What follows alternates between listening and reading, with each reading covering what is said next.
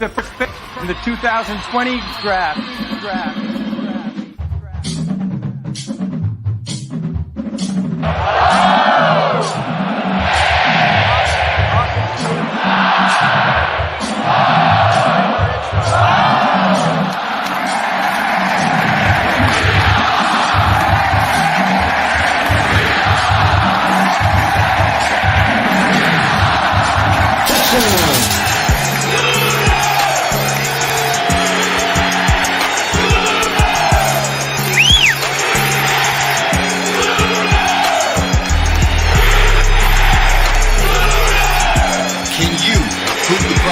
To win a national championship and build them into a Super Bowl team.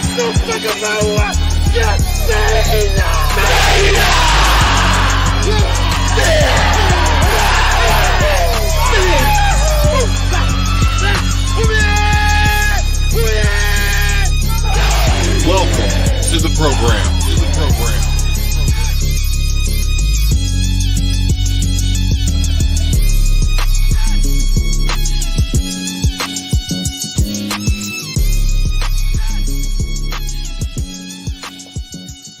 All right, what is going on, everybody? Welcome to week 10 of the program. We've got recruiting, we've got playoffs, we've got bowl games, we have got it all. It's a great time of year outside of it's almost over with, which is also kind of sad, kind of exciting because I get to go back to my regular Tuesday nights after this. But it's we've got a lot to talk about today. So before we jump into any of the other stuff, we are going to talk about the playoffs. Obviously, playoffs started last week. Nate, do you want to share your screen and we will let's go get this going. We will talk a little bit about what happened in each conference. Tell me when you're good. I don't want to show anybody anything. All right, it's ready to go.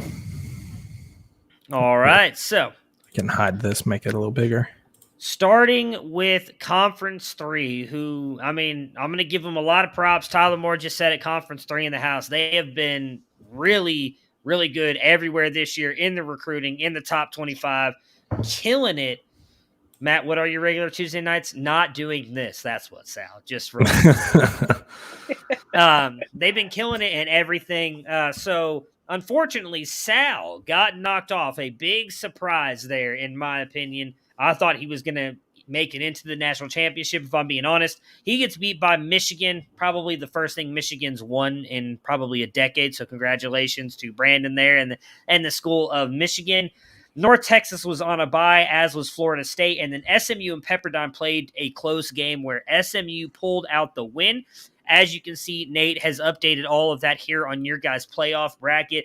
That puts Michigan versus the number 1 seed in Conference 3. No, I'm sorry, the number 2 seed in Conference 3 in North Texas. And you get SMU against Florida State. SMU currently up 40 points right now with the games going on. So They're getting a nice little thing in here. Just a shout out, you still got Drummond in your lineup, and it says that he's injured, so you might want to look at that. But Sky Moore and Tyler here for Western Michigan have already put up 40 points for him against Florida State. Let's move on to Conference 2. And by the way, guys, after tonight's show, that many times. It hurt. After tonight's show, these brackets will be uploaded on your boards. They were supposed to be last week, but we had some issues and technical stuff we were still working out. After tonight's show, these will be added to your board so you can follow along live. Let's see. All right, so going on to Conference 2, and I don't know if they set their lineups. I set mine before I ended up losing my bye because Fantrax corrected itself, but Florida may have lucked out because they didn't put up a whole lot of points this week, but Florida and Georgia in Conference 2 had a bye. We had Miami Hurricanes against the Rice Owls. Nate there. Miami pulled out a big win, 291-238. And then a close battle between UCLA and the Washington Huskies. UCLA coming away with the 204-198 win. That matches up the Miami Hurricanes and the Georgia Bulldogs and the UCLA Bruins versus the Florida Gators. Miami with a 3-point lead right now. Sky Moore, he's just killing it for Western Michigan tonight. 3.2 points, unfortunately. So he's got a little bit of a lead there on Georgia, but obviously Georgia, Florida, two of the better teams in all of the program right now. All right. Ready for C1? go. Yes, let's go to Conference 1. All right, so in Conference 1, we know that UCSD and Stanford had a bye in Conference 1. Both matchups were really tight in this one. Boz put up a fight, a bigger fight than I preferred. I got so nervous I actually did not check my lineup most of the day because he was beating my ass most of the day.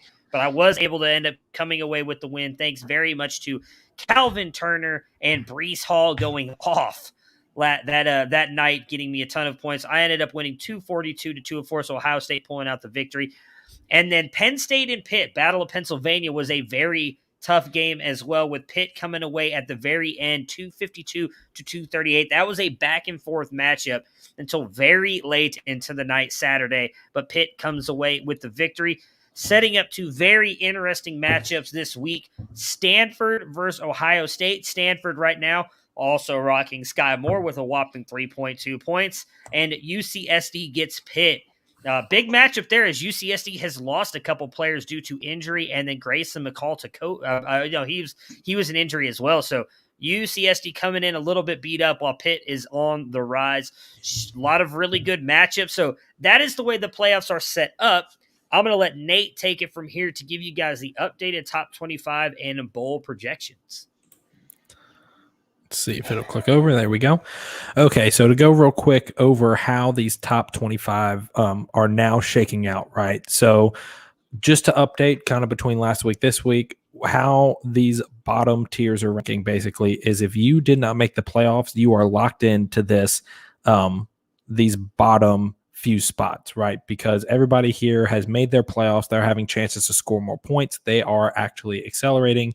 And this top 6 teams are also locked in because those are all clearly the teams that were on bye. The only teams that are really moving their rankings around this week were this middle pack here, and it is going to be by your points scored in the playoffs. So essentially, you've made it to the postseason. Congratulations. It is essentially a whole new season. So we're viewing it as all of these teams in here are essentially 1-0. So the rankings will be split by the points scored now that you are in the playoffs. So aside from the bye week teams who, like we said, you're getting the pass, you made the bye weeks. So because of that, we now have the new and old top 25 rankings here, which are going to play factor into the bowl projections we're going to go over in a little bit. But biggest risers from the first round of the playoffs were Michigan, scoring the most points of anybody in that first round of the playoffs, jumps all the way up to number 7. Miami, also another big week, jumps all the way up to 8. Ohio State was the biggest dropper whenever he didn't have the advantage of that 9-1 record, and it was just by points scored. He actually dropped all the way down to 10. Let's see other big movers. Pepperdine also had a pretty big drop with only 200 points scored. Tulane moved up 4 whole spots, making that playoff bump. So this is where it stands now. This will be added to the boards as well so that everybody can kind of keep up with where, as of right now, everything is. And again, the main emphasis right now is now that we're in the playoffs, your points scored is what's going to matter. So keep winning, keep scoring more points, and you'll see these teams start bumping up and making their way into better bowl games. Is there anything else with top 25, or we're ready for projections? Nope, let's do it. Let's talk about those bowl projections. All right. We so got the ham horn. Bowl projections. A lot to digest here. First of all, you'll notice there are 4 tiers of bowl games, not including the national championship, technically 5 with that. We've got your points earned tiers officially decided on and listed out ahead. That left column is going to be how many recruiting points you're going to earn by winning that bowl game and how many you will earn if you just make it but you happen to lose. With clearly, the national championship, everybody who makes it's getting that 50, but the big winner is going to be getting a whopping 100 extra recruiting points for winning the national championship, and you can see those values kind of go down. The bowl games are set up. We're not going to go into all the nitty-gritty details, much like the actual CFP committee on who is getting what invites. And just as a reminder, these are just projections. None of this is final. But as kind of that first round has shaken out, this is where the invites would stand if they were going out today by the look of it. And we'll continue to adjust that as the playoffs go on. But you can kind of see some of the matchups. It's going to be much like actual college bowl season. You're not going to have two conferences playing each other in a bowl game. It's all going to be cross conference, and we should have some really good matchups. I mean, already just as it's shaking out now, I see a lot of great matchups, and here they're going to be a lot of fun. But we'll keep these updated. Again, you'll have access to this, and then when we make the final announcements, you will receive an email invitation with your bowl game. So all else fails, all of this on the board is just projections until you receive your actual invite. Those are the official bowl game invites. A couple things, Nate, before you continue. Sal, no. If you have been eliminated, you cannot continue to get points. That's only if you continue winning. So whatever points you scored last week, I'm going to be honest, I don't remember what we said earlier. That is what you're locked into points-wise. And then I don't understand what you're asking, Matt. So if you're still here, are you talking about the points earned? I think he's talking about the points earned, for the bowls. What is his question? I can't see it. He said, "Did these points just come out of thin air?" Did These we just were make based up those on points, or no? I mean, we had a system in place for last year when it was just two conferences, and we built off that system and kind of extrapolated out to the added challenges and rewards that we had projected for this year, along with our usual, going through and calculating the usual effects. And I mean, it's not just out of nowhere. So if that answers that, I guess. But the other big surprise here was that the only other question? Or are we good? Yeah, no, I don't see another question about that part. No. The other big surprise announcement, as you can see over here on the left by the listing of the bowls, first ever to the program this year, bowl games will be sponsored. The tier one bowl games will be sponsored. So that's the national championship and these top 3 level bowl games. So the hardest bowl games to get into will all have sponsors. Now, that is more than just having a flashy name by it. For example, National Championship brought to you by Dynasty Nerds does not just mean that Dynasty Nerds is going to say, yay, good job. We are trying to really recreate that college bowl season experience, and these sponsors will actually be providing swag to the teams that make it to these bowl games. So, for example, if you make the national championship brought to you by Dynasty Nerds will be providing a Dynasty Nerds bomber jacket and a set of stickers to everyone in the national championship.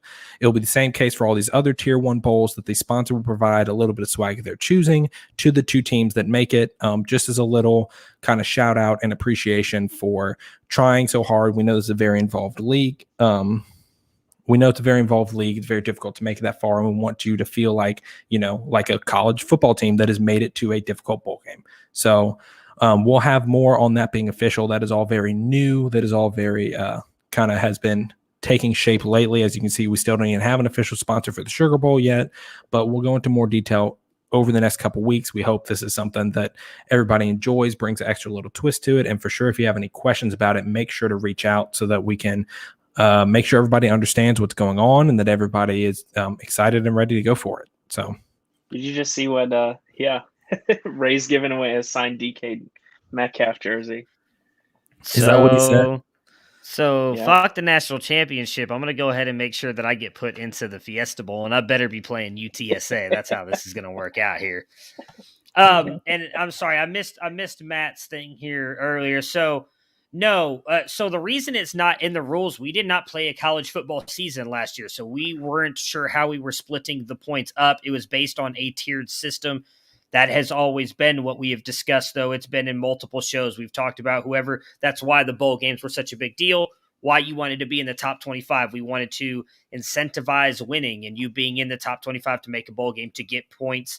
We tried to tier it to where everything is even. Obviously, the better teams that make the national championship deserve to get those points because recruits want to go play for those teams. That's why everybody goes to like Bama and Ohio State, because they're constantly in the playoffs and those recruits want to play there. So that was why we talked about making the bowl games all season long. And I don't know that we ever mentioned specific points. No, you are right about that, but we did mention multiple times. That's why the bowl games were here, and that's why it mattered to be in there. We did. Yeah, I will say that the number of points aren't groundbreaking either. I mean, getting an extra 100 points just gives you a chance at better odds on a player, but it's not going to be game changing because of the number of upsets that we have. Sorry, Conference 3. Yeah, and I mean, we did mention it at, I think it was a couple shows ago. We specifically talked about how there were going to be tiers to the bowl games. I will also say if you're going to get more points if you lose a prospect. So I mean, it's not even if you win a national championship and you lose a prospect. Yeah, you lose the prospect, you're getting more points than if you win the national championship. So even UTSA has a chance to get more recruiting points in the offseason than the national championship winner just by losing a player. Yep. All right. Steals is what he's talking about. Is that all we've got? Are we moving on to recruits now? That's it. We're not going to go over the recruit class rankings tonight just because we had so much other stuff, but it is in the boards, so go check them out. All right. And Texas, that's maybe you can. Is it 2, right? Can you lose 2 players? You can lose 2. So then, there's probably a good chance you're going to get at least 150 added to your squad because you've got quite a good couple players. All right, so I've got it on. I think I've got it on. That's fine. Let's start first. Let's start in the bottom. I mean, if you guys want, I can click right here and we can go right to Jake Johnson. But it's your call. No. You know what? We're going to do League One. We're going to start with League One. Okay. I want to get my anger out of the way now because I already know I'm going to get upset. So let's just get this over with and we can move on to everybody. Okay. Perfect. Plus Ray's here. Maybe he'll win a recruit this week and bump his number of commits from 2 to 3. First up, Jake Johnson, tight end out of Georgia, headed to LSU. He had 865 points in him. Not the most of a player this week, but 85-10-5 split between Georgia Tech, Texas A&M, and TCU. UCSD missed the cut. Here we go. Oh my God!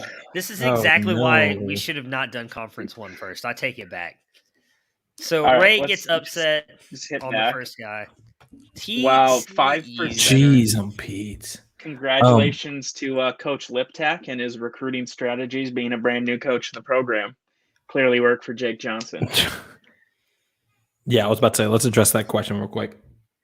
Locks and steals need to be in before National Signing Day. And we will make a big announcement. We'll post in the chat. Ray's pissed. We'll post in the chat and tag each conference and be like, hey, submit your locks, submit your flips to me in Conference 1, Boz for Conference 2, and Nate for Conference 3. Yeet. I'm about to get pissed right here. I can already feel the upset coming.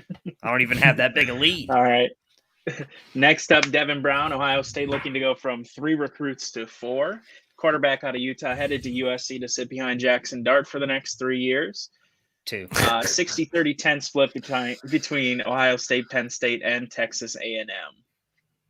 Well, so far it's starting good. I really don't want to click on this one. Fuck you! Oh, God damn no. it. Congratulations, Penn State. This is fucking bullshit. I hate this show. I'm done for the rest of the night. Womp womp. All right. Well, it does say good luck this season. So, sorry. Devin Brown headed to Penn State. The Nittany Lions pull the upset after last year. Jaden Gibson, wide receiver out of Florida. USF is the favorite. If they get this guy, they will have 15 recruits and can no longer have anyone committed the rest of the show. 70-20-10, USF, Texas, TCU. If Texas pulls the upset, they are also at 15 and will be out on any future recruits. Show. And Texas has their 15th. Congratulations. We can make the edit when we get to that one soon. Yes.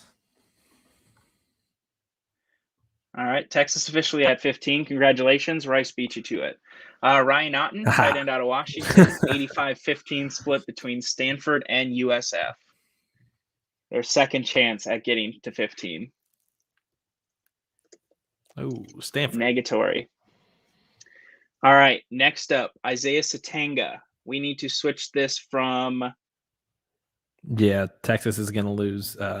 Texas is out. Which no, it's still 3. It's still 3 because Georgia Tech was 3rd. Yep. Hey, Ray, there you go. So UC Davis, 80. Stanford with 15 and Georgia Tech with 5.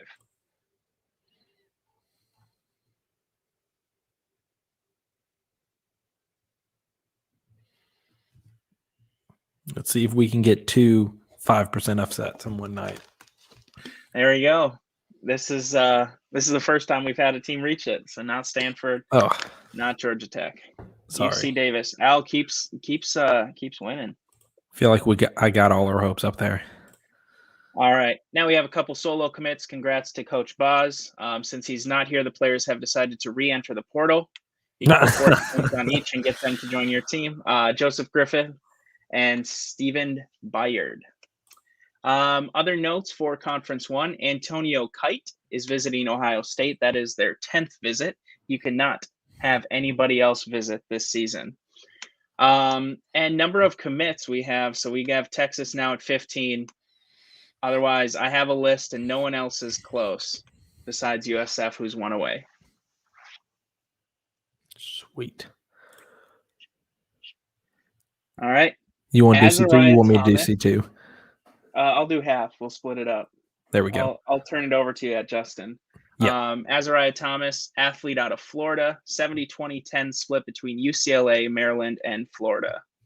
Let's get some upsets. Just kidding. He's had enough. He's had enough. Congratulations, Jared. Plus, Jared, he in our Dynasty Nerd sponsorship, so shout out to him. Oh, yeah. Kojo Antley. Jared. Yep, wide receiver out of Georgia headed to the Ohio State. 85-15. I didn't do the math right on this one. We should have a third team in on this. Oh, no. Someone was drinking while they were typing in these numbers. So it's still 85. So it's Georgia at 85, Cal at 10, and Miami at 5. Ooh. Dwight slipping in there last second. Well, at least we caught it before it rolled, and somebody didn't get really happy that they landed a player just to have them re-roll and go somewhere else, because that would surely be awful. Kamar Wheaton last year? Yes, I'm talking about Kamar Wheaton last year. It doesn't matter. He's going to Georgia. It does. None of this matters. All right, next up, Darius Clemens, wide receiver out of Oregon, 70-20-10 split between UCLA, Washington, and Georgia. Hey, and UCLA with another commit. That's 2 on the night. They're about to get their third. Aaron Anderson, a wide receiver out of Louisiana, headed to LSU, 70-30 split between UCLA and Maryland. Oh, UCLA on a roll. All right, next up, Jack Peterson, a tight end out of Florida, headed to UCLA, 70-20-10 split between Florida, Maryland, and Washington. Where are all these upsets? Why is it such chalk? Oh, there you go. You asked and you shall receive. Wow. How'd you manage to call that? On the rare elusive tight end commit, too. Right. Hey, I need one of those. Michael Allen, running back out of North Carolina, headed to NC State, 70-25-5 split between Washington, USC, and Cal sneaking in there. Oh, back to another back. Upset. Wow, another 5. 5%. Jeez, I'm Pete's. All right, you're up. Wow. All right, I'm going to start taking over here. We're going to start off with Justin Martin, quarterback out of California, committed to Cal. It is going to be an 85-15 split between Cal and North Carolina. So, Cal. Oh, and North Carolina pulls the upset. It has been a violent night. Next up is Jamie Felix. Oh, never mind. Sorry. Yeah. Jamie Felix is going to be a solo commit to Georgia, running back out of the state of Georgia. And we've got Garrett Rangel, quarterback out of Texas, committed to Oklahoma State, is an auto commit to Rice, locking up the first class of 15. So, yes, I accept your applause. Let's see. Next should be Braden Locke, quarterback out of Texas, committed to Mississippi State in an 85-15 split between North Carolina and UCLA. Little battle of the nerds here. And back-to-back wins for UNC. Good job. Oh, Brendan Thompson. Where's that at? That's Conference 3, so you have 2 more solo commits in Conference 2. I can read. Yeah, so 2 more solo commits. It's going to be Stephen Bird, running back out of Ohio, committed to Cincinnati, and Caleb Johnson, running back also out of Ohio, committed to Cal. Both are auto committing to North Carolina. So North Carolina bringing in 4 recruits tonight. So really going to skyrocket up the boards, I have a feeling. So great job there. Yes. Garrett's been lurking this year. We haven't heard much from him, and this was his show. When he shows up, comes in full force and, sweeps 4 recruits off their feet. I mean, the 2 he won were, no, one of them was an upset. So there you go. Your guys finally hit. All right, moving on to C3. We're going to start out with Brennan Thompson, wide receiver out of Texas. This is an 85-10-5 split between UNT, SMU, and Michigan. Do we not have any notes on League 2? Conference 2? No, I didn't see any notes. We do not. Yeah. I'm not sure if, it doesn't look like there were any visits in Conference 2 or Conference 3 submitted. If that is not the case, please reach out to your commissioner to confirm. And UNT locks him up. Is there anyone close in Conference 3 to 15? That's a good question. I could probably check real quick. Let me see. If you want to read the next one, I can go check that real quick and then be back. Yeah, well, I just want to make a note too. Once you hit 15, continue to submit points, because if you trade anybody away, you can continue to get players. So don't give up if you got 15. Like how Rice Donovan is going to be trading somebody away whenever y'all come take these people from me. I heard nobody wants any of your recruits. Yeah, Donovan Green, debatable. tight end out of Texas, committed to Texas A&M. Over 1,000 points on Donovan, quote unquote, Mean Green. 85-10-5 split between UNT, SMU, and FSU. NC State missing the cut.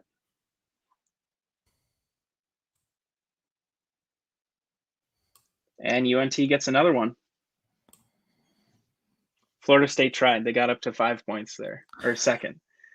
Okay, so update real quick. Pending tonight's results, the 2 closest teams to 15 in Conference 3 are going to be Vanderbilt and Texas Tech, both with 11. So still some room to sign some people tonight. Does this include Vanderbilt's run-on solo commits this week? It does not. Let me see. How many did they have? They're at 13 now. Yep. So they should be at 13. So just a little, update. Vanderbilt does have 2 solo commits, so they are actually sitting at 13. So they are closing in to be the first one to finish the race in Conference 3. Let's see. Tristan, I see your comment. I will go back and check and see if I just missed that. Well, I'll message you after. I see you saying you had a visit. All right. So next up is going to be Tavoris Jones, running back out of Texas, committed to Mizzou. This is a 60-30-10 split between SMU, LSU, and UCSB, with UNT missing the cut. Oh no, go Tigers! You didn't give the Go Tigers. I didn't have time. It was so quick. Sorry, Colin. I let you down. Let's see. Next up is going to be Reggie Flores, wide receiver out of Illinois, committed to Northwestern. This is an 85-15 split between UCF and Vanderbilt. So Vanderbilt with a chance to continue to close in on that 15. And they do. Jeez, Pete's. Vanderbilt now at 14. So I don't believe they're in on anyone else tonight. So that'll be where they end tonight. But remember to, if you're at 14, if we start closing in on having multiple recruits that might sign with you next week, make sure to reach out to your commissioner to kind of put their preferences forward. So next up is going to be Jerry Cross, tight end out of Wisconsin, committed to Penn State. He committed with only 200.4 points put towards him. So just barely crossed the line. It is going to be an 80-20 split between Florida State and NC State.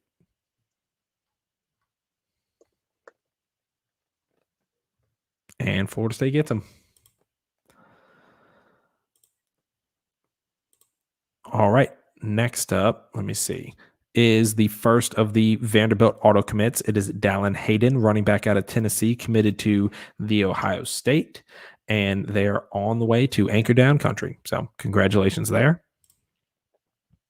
Next up is Jabran Payne, running back out of the state of Ohio. Another quick commit with only 208.5 points on him. It's going to be an 85-15 split between UCF and Go Tigers LSU. You see? This is. I made sure to do it first that time. So that is incredible. I can't believe that how worked. much is Colin paying you? Look, it's in Tiger Spirit. We bleed purple and gold. Okay. I can't believe that worked. The next commit is the other auto commit for Vanderbilt. It is Isaiah Horton, wide receiver out of Tennessee. So congrats, Vanderbilt, again on getting all the way up to 14. Next up is Tavin Jackson, quarterback out of Indiana, committed to University of Tennessee. This is a 70-20-10 split between UCSB, LSU, and Florida State. I got to save it and charge this one up. Save it for later. Yeah, that's smart. I was wondering if you were going to use it. Can't overuse it, Then it just looks fishy. So UCSB, congrats there. Next up is an auto commit to Pepperdine. Kevin Green, wide receiver out of California. So congrats there to Pepperdine on sticking with him and being the only person to put any points on Kevin Green. So way to lock up your guy. And the last battle of the night is going to be for Quinshawn Judkins, running back out of the state of Alabama. It is an 80-20 split between SMU and LSU. Go Tigers. Oh, man. Yeah, I think Matt clicked just as you were saying it, so it makes sense. That's what happened. That's what happened. It's you got to say it first, but look, we don't even have Matt. I know. He's somehow there, and he's gone. Clicking it, and it's just his spirit continues on and makes the show try. he's still upset about Devin Brown. Well, I think that's Matt, it. at least you have a lot of other people to fill out those shows, fill out those spots, I got shit left in our recruiting sheets. What the fuck you talking about? Got Hey, the just top think about 70 this. guys off the board already. I've got just put 40 points in on a bunch of every guys. I've been in on outside of Caton Hauser and Drew Aller, I have lost.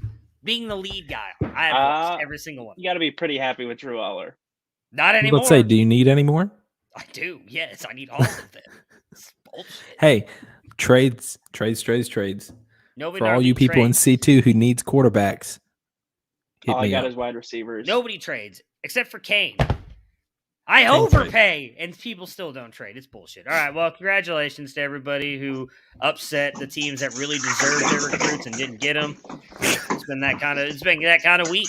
I'm not gonna lie, it's a little bit frustrating. Just got mauled by a bear. You're right, Tristan. I guess I do got to be better. This is, it is what it is. We'll be back next week. Well, we got 2 weeks left, right? Is that correct? Yeah, Before 2 more signing day? regular season, and then it's National Signing Day. Yep. So 2 more regular weeks, and then we will be into, again, National Signing Day. That's 1,000 recruiting point weeks as well, right? So you got a big week coming up. So try and be strategic if you guys can with these last 2 weeks. And then we have 1 big week coming. Obviously, that's flip week as well, which we'll get more into. Bowl weeks will be or bowl projections will probably be more decided by that point as well. So that will be that'll be a really big week. So everybody, get ready. We're almost to the end of that first season. And we fully expect the 2 teams in the Mayo Bowl, whoever loses, to live stream them eating an entire jar of mayo. Yeah, that is in the bylaws. Only bowl where there's a negative punishment for losing. All right, we will see you guys next week. Good luck. Remember, sheets in by Friday.